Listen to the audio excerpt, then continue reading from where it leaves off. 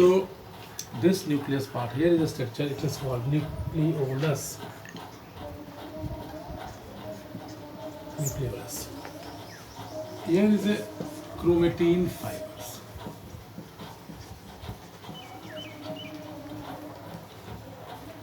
Now some trace of DNA component is there.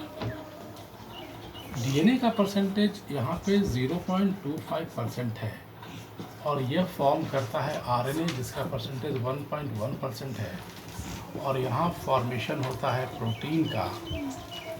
यह protein nearly 18% है। तो ये प्रोटीन यहाँ आया कहाँ से? यहाँ पे ये जो पार्ट है उस पार्ट में जो यहाँ पे साइटोप्लाज्मिक, इसको कहते हैं साइटोप्लाज्मिक रेटिकुलम। ये साइटोप्लाज्मिक रेटिकुलम कहाँ है? क्योंकि न्यूक्लियस तो यहाँ है, तो यहाँ पे ये जब भी होगा तो साइटोप्लाज्म के पास होगा, तो साइटोप्लाज्मिक रेटिकुलम। और यहीं पे कुछ ग्रेन्यूल्स मिलेंगे आपको।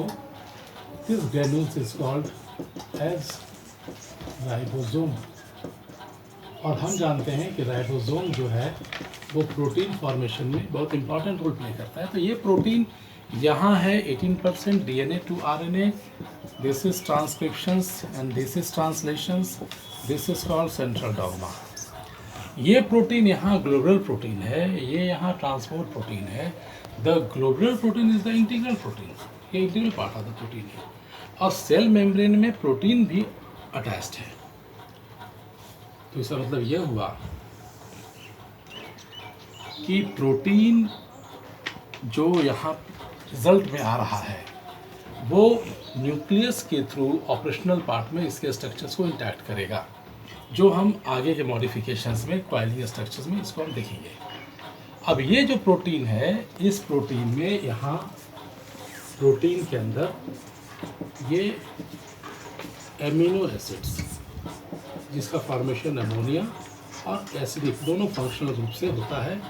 और यहाँ protein mostly nearly 400 amino acids यहाँ हैं एक्सटर्नल कंपोनेंट्स में. और 400 एमिनो एसिड्स में जो प्रोटीन फॉर्मेशंस होंगे, तो हम ये जानते हैं कि the protein responsible for the formation of enzyme. और enzyme play an important role in some sort of catalytic activity. तो प्रोटीन है यहाँ, एमिनो एसिड्स है यहाँ, तो एंजाइम्स भी यहाँ हो जाएंगे. और जब एंजाइम है तो उसके बैकबोन के पहले जो प्रोटीन फॉर्मेशन है वो एमिनो एसिड से होगा. और एमिनो एसिड्स अगर है तो प्रोटीन है, तो राइबोसोम भी साइट में है. राइबोसोम यहाँ साइटोप्लाज्मिक रेटिकुलम्स के पास बैठा हुआ है.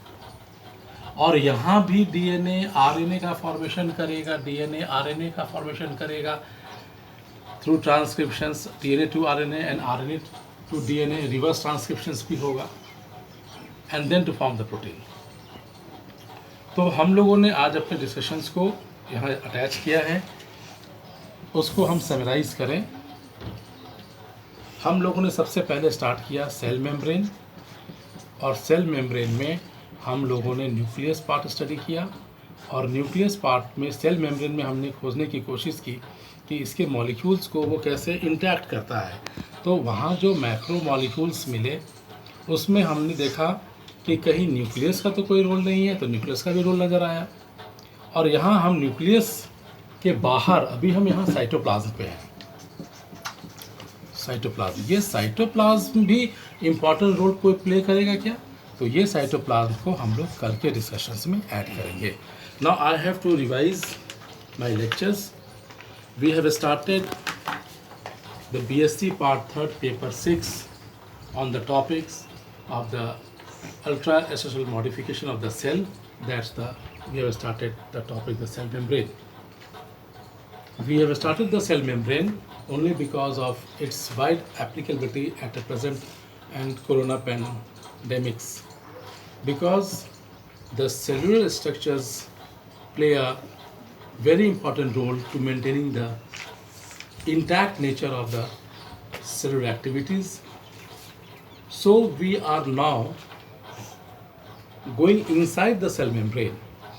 We have seen that there are some protein, some fats are there, but now I am localized only here on the proteinous part. So the question arises where the protein comes.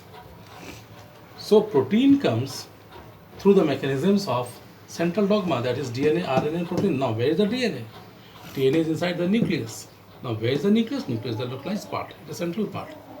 So DNA can form the RNA and RNA can form the DNA on the basis of the reverse transcriptions, but ultimately we are at the site of the protein, because the protein is an inner component at the cell membranous unit, and the proteinous component is here at the integral part of the protein and the peripheral protein, which play important role in the transport of the substance.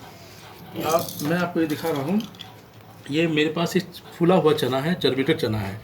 आपको एक homework दे रहा हूँ कि आप एक सूखा चना जो है उसको पानी में डाल देंगे, और ये पानी में जो कलर्स आएंगे उसमें आप देखेंगे कि इसके जो आउटर पार्ट है, आउटर स्ट्रल पार्ट है, आप इस स्ट्रल पार्ट को आप थोड़ा बाहर निकालें, ये आप इस पार्ट को थोड़ा बाहर निकालें, और आप इसको अगर इसको माइक्रोस्कोप के थ्रू देखेंगे तो आपको, अगर आप दूध में डालेंगे इसको फूलने के लिए, या पानी का कुछ ग्रैनुल्स इसमें देखेंगे आप जो स्वेल आउट हुआ, तो ये एक मेम्ब्रेनस ट्रांसपोर्ट में ये ऑब्ज़र्व करना है आपको कि ये ऑब्जर्वेशंस में ये किस तरीके से ये ट्रांसपोर्ट वाटर का मूवमेंट हुआ। तो ये हम इसको ऑब्जर्वेशंस में आपको एक होमवर्क दे रहे हैं, you have to work on that and to see the impact and better, कि अगर आप इस कागजी बादाम को अगर आप दूध में डाल देंगे तो आप देखेंगे कि इसके जो आउटर सरफेस सेलुलर सरफेस है, इसमें कुछ वाटर मिल्क का कुछ डिवोशन आपको मिलेगा। तो ये एक ट्रांसपोर्ट पार्ट है जिसको आपको ऑब्जर्व करना है, and for that we have to see the impact here, and we are this is the nucleoplasmic part, and nucleoplasmic part यहाँ है और साइटोप्लाज्मिक पार्ट वो यहाँ है। तो कल के सेशंस में हम लोग साइटोप्लाज्म के रोल्स को कवर करेंगे। तो सेल मेम्ब्रेन में कवर किया सेल मेम्ब्रेन, उसके बाद कवर किया, उसके साथ हम कंपोनेंट में आ गए, क्योंकि सेल के पास कंपोनेंट हैं तो हम कंपोनेंट में न्यूक्लियस को पहले देखा क्योंकि प्रोटीन यहाँ आ गया था, एंड प्रोटीन के लिए हम लोगों ने क्या किया कि उसको आइसोलेट किया, तो न्यूक्लियस स्ट्रक्चर्स में आना पड़ा। अब हम इसके साइटोप्लाज्म में आएंगे। तो धीरे धीरे इसके जितने भी स्ट्रक्चरल कंपोनेंट हैं जो मैंने नोट्स में आपको स्क्रिप्ट हमने भेजा है अपने कॉलेज के थ्रू, अपने यूनिवर्सिटीज़ को भेजा है, आपसे रिक्वेस्ट है कि आप जब उसको पढ़ेंगे तो you will get all the points.